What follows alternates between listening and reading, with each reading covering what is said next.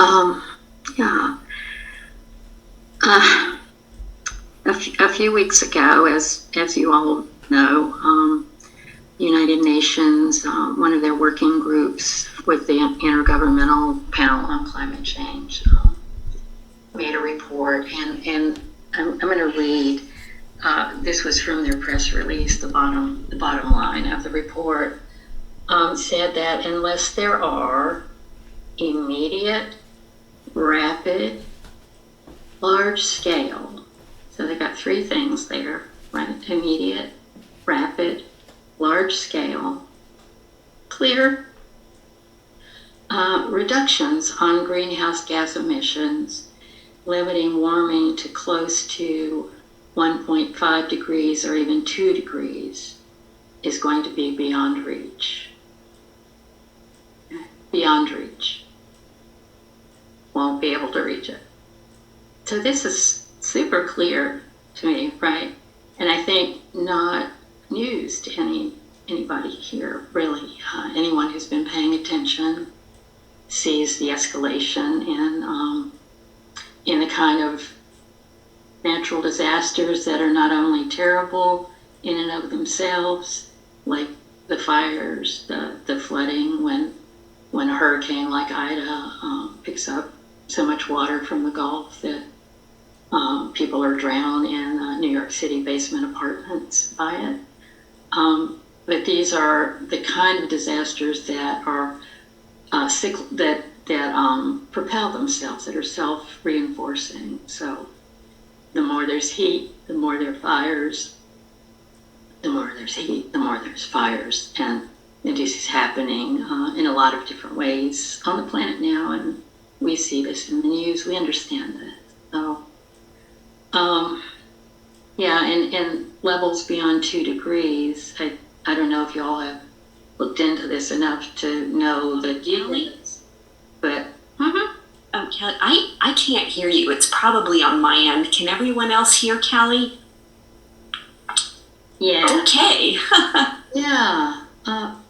One time that happened to you before, and you shut it down and turn it back on again, and that worked. Hey, want to try that? You don't want? Oh, you can't hear me. Regina, can you hear anyone? Matt, could you send Regina an email and remind her about that? Are you talking? No. Someone talking? Yeah, I think I can't hear probably anyone. This is bad. Anybody have Regina's phone number? Anybody have Regina's phone number handy? Or know how to do chat on this thing? Okay.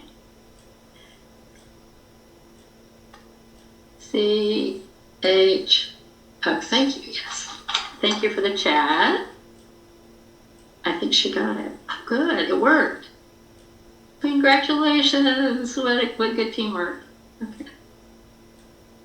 Okay, so hopefully, that's worked before, so hopefully it will again.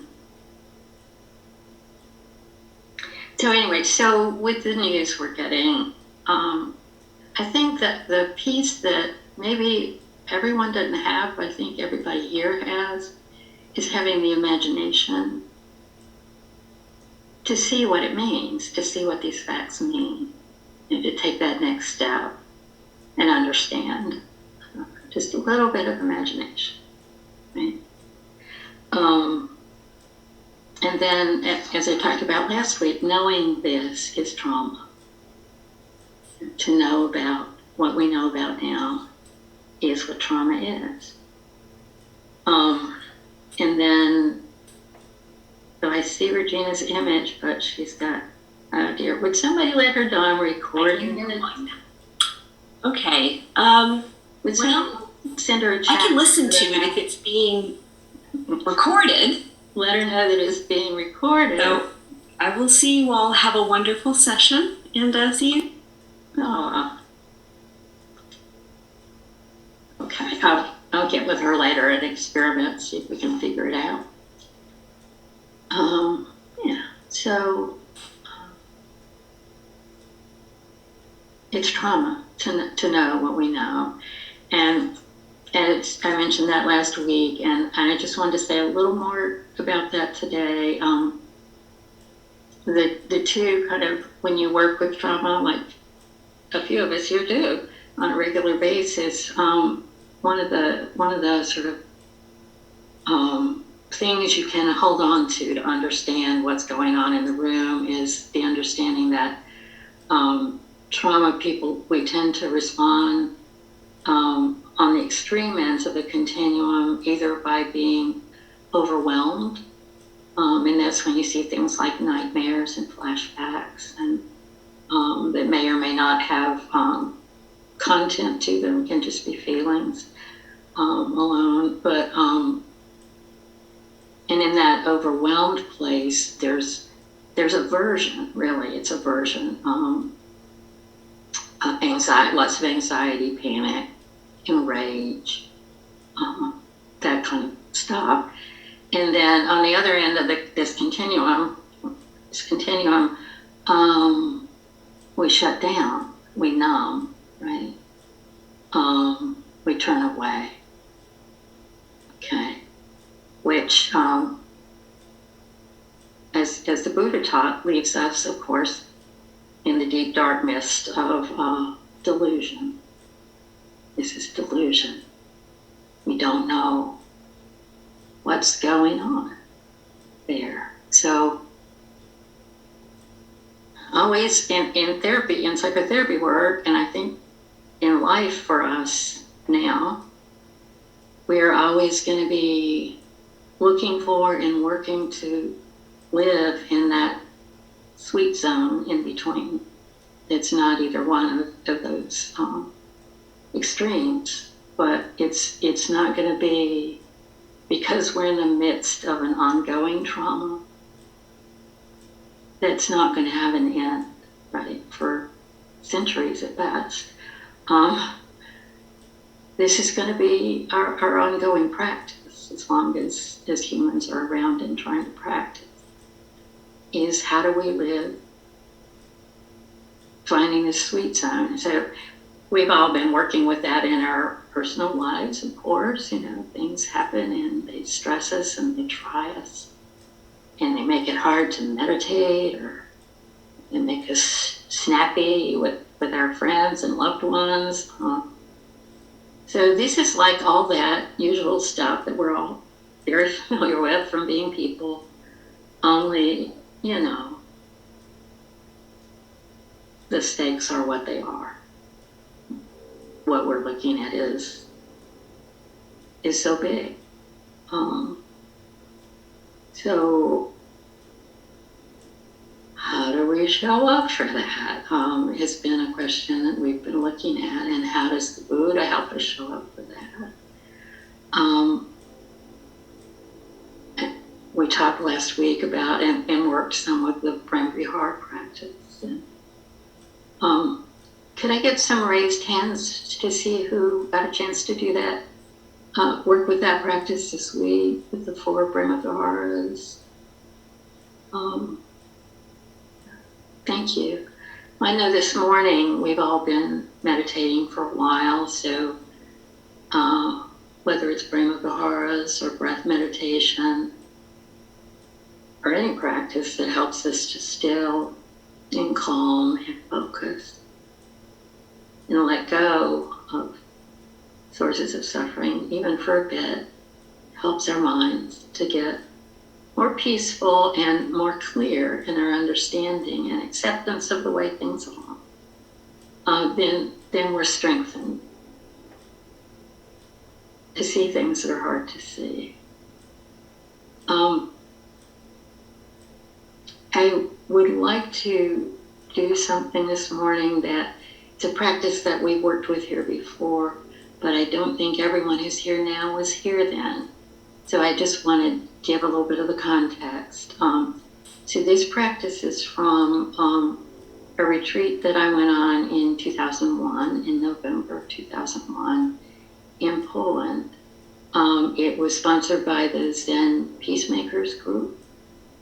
They still do this every year. It brings together people from many different countries and many different spiritual practice and religious traditions to practice at Auschwitz-Birkenau. We were there for 5 days. So there were 100 of us because 9/11 had just happened and half of the US delegation didn't feel safe to fly. But there were still 100 of us. And it made a big difference to me that we were in the support of that group, coming with the intention that we came, which was an intention to do a bearing witness practice, which is a practice that was developed by Bernie Glassman, who founded the Zen Peacemakers order. And bearing witness is what it sounds like. It's being present with an openness and without preconceptions to receive the experience that you're in the middle of. So the fact that everyone came with that intention in a peacemaker's kind of context, and to bring spiritual practice to our intention, made it very transformative to be there. I don't think it would have been the same to be there alone. Just would. But we were there together, and every day we would gather in the selection area at Birkenau, where the people got off the trains, and we would meditate in silence in the morning. We would have time for small groups for people to be with their own tradition, to practice some more in the morning. And then we would have a large group practice where we'd read the names of the people who had been killed there.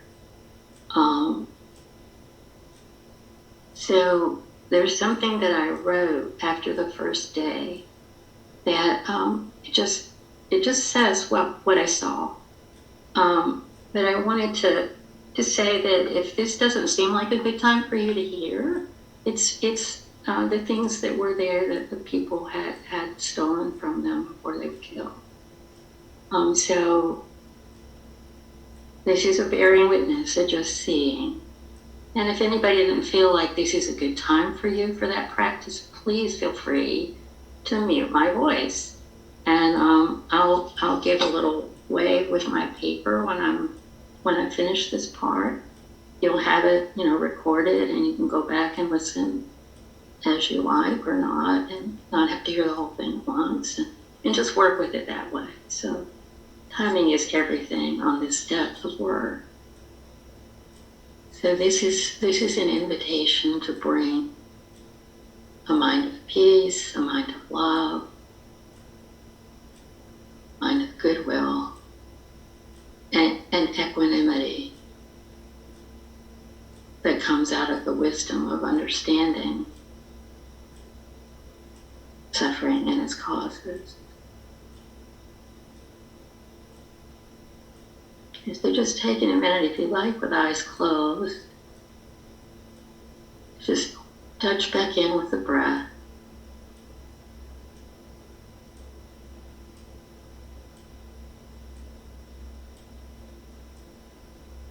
And feeling an appreciation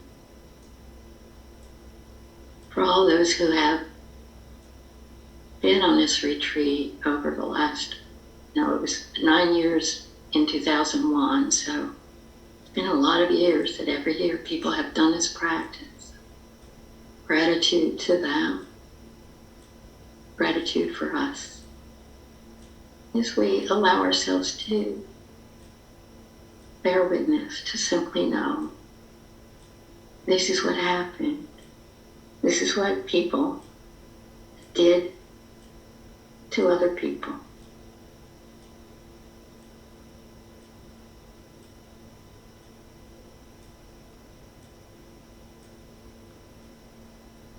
To reach the room that holds the human hair, we climb a narrow staircase to the second floor of Auschwitz, barracks number 9. The prisoners would have clattered down this way each morning, scrambling to be on time for morning roll call. Our guide leads us into the room. The hair is to our left, piled behind a wall of glass. The area resembles a store display window, only instead of anorexic mannequins, we see the hair of murdered people. A strawberry blonde braid, streaked with silver, stands out from the rest. Long, thick, silky. It's easy to imagine the pride of a woman shaping her hair into this braid at sunrise, year after year. Another glassed-in area fills the wall to our right. Enclosed within, a mountain of shoes testifies to absent feet. Many styles and sizes jumble together.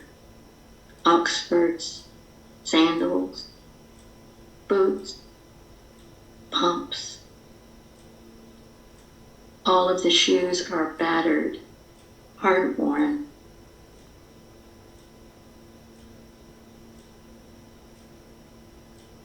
In the area between the hair and the shoes stands a floor case, the kind that might have held jewelry at Sears in 1945.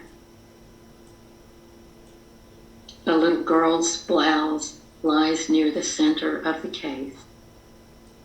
It looks about the size for a 3-year-old, hand-sewn. The stitches are uneven and larger than acceptable by machine standards. The material is a faded tomato red plaid. A tear in the area that would have covered the little girl near her heart has been mended with a whip stitch.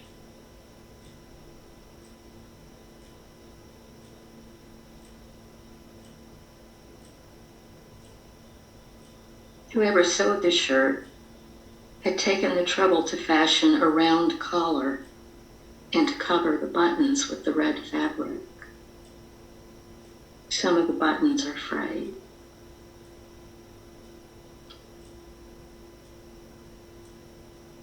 Further down the case is a baby's jacket made by crochet with almost white yarn. 2 small splotches stain the front. They're the kind of stains that happen when babies eat and then, once made, remain resistant to even vigorous washing. The crochet work is tight and even. A variety of stitches create decorative pattern. The neck and sleeves are trimmed with satin ribbon. Someone intended this jacket as a keepsake, to be packed away once outgrown, saved in a special place, and passed down to the next generation.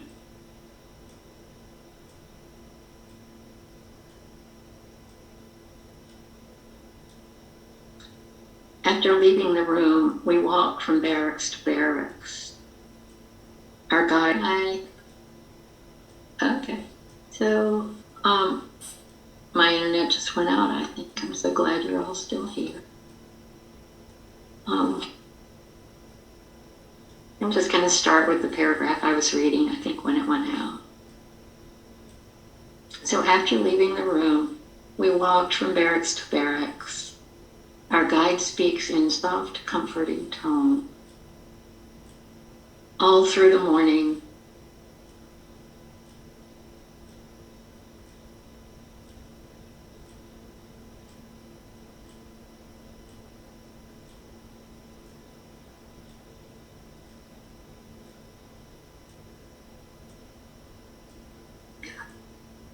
it's so great that you all have the practice and just go right into it, can't you?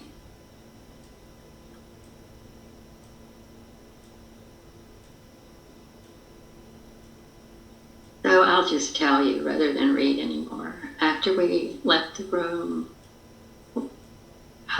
one of the things that really stood out to me that day was the groups of high school students that were on tour, mostly German and Polish, that would just, be kind of rushing by, chattering the way teenagers do. There they were. I felt like there was something about all of that all together that just really struck me. So this bearing witness practice, that time, those 5 days there at Auschwitz were hard to explain how much they meant to me. The whole time I was there, I was just thinking, people did this to people. People did this to people. That was like what I was there to try to understand, right? To try to understand without splitting, without the delusion that there's some good kinds of people and some bad kinds of people, right? And we're all in these circumstances and that's what the Buddha teaches us, isn't it? So that was the challenge to me in being there. The practice I did the whole time I was there was Metta. I didn't plan that, but it was just all constantly going and going. And so to be able to be there without aversion and yet with a full openness to the reality of what it meant, what it means that people did this to people. And I feel like it's helped me a lot of times having that reference point. And now, nothing else comes close to giving a reference point for understanding that what we're seeing that people have done to the earth, to life. People have done this, people have done that. I really grew up with a sense that the Holocaust was the defining moral challenge of our time. And it seems to me now like we're in a place where we have this defining moral challenge. This is what we are challenged to be present for, without aversion and without delusion.